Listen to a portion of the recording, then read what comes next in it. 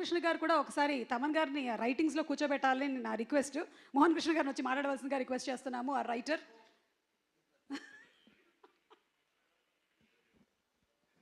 Good evening everyone.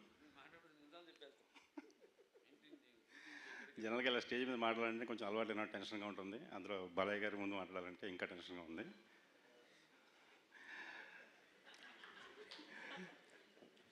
ఆయన ఏదో కొడతారని భయం కదండి, జనరల్గా భయపడుతుంది.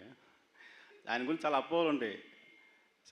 చాలా ఆయన గురించి ఏదో చాలా చాలా చెప్పుకునేవాళ్ళు వరకు. నేను ఆయన చూడడంత వరకు అదే నమ్ముతూ ఉండేవాడిని.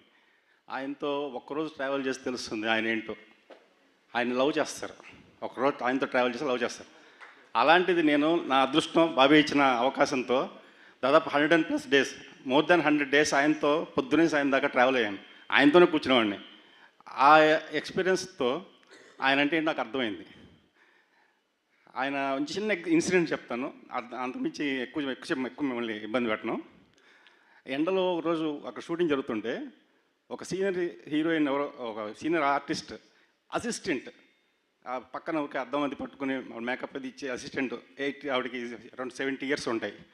ఆవిడ ఎండలో నుంచుంటే ఈయన బాలయ్యబాబు గారు వాళ్ళ కుర్రాన్ని పిలిపించి, రే ఆవిడ కుర్చీ వేయి అని నీళ్ళలో కుర్చీ వేయించి ఆవిడ కూర్చోబెట్టి మళ్ళీ చెప్పారు, నువ్వు ఎప్పుడు ఎండలో నుంచోవద్దు, నీ పని ఉన్నప్పుడు ఇల్లు అక్కడికి, ఉత్తప్పుడు కూర్చో అని చెప్పారు అలాంటి మనిషిని. That is Balayya Babu. అండ్ ఈ సినిమాలో ఇంకొకటి విషయం నేర్చుకున్నాం బాబీ దగ్గర.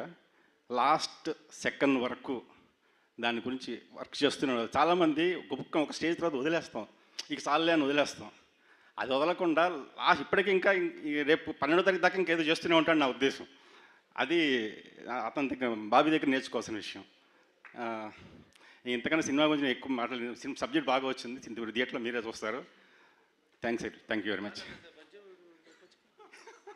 అది ఎప్పుడు చెప్తుంటారు పెట్టడం దగ్గర మీ దగ్గర నా దగ్గర ఏదో పూర్ణ ఎప్పుడైతే పూర్ణ పబ్లిక్ పూర్ణ శశిశమే మమ్మ పొలిచానేమో కుర్రు పేర్కొని మబ్బులు పేర్కొని ఉన్నట్ట నాతి మిన్నక తోట నిన్న మగలాగు స్వల్పముగా దానిపై కొన్న ఎప్పుడు. థ్యాంక్ యూ బాలయ్య గారు. దీని అంతరార్థం మీకు తర్వాత అర్థం అవుతుంది, ఇప్పుడు అర్థం కాదు.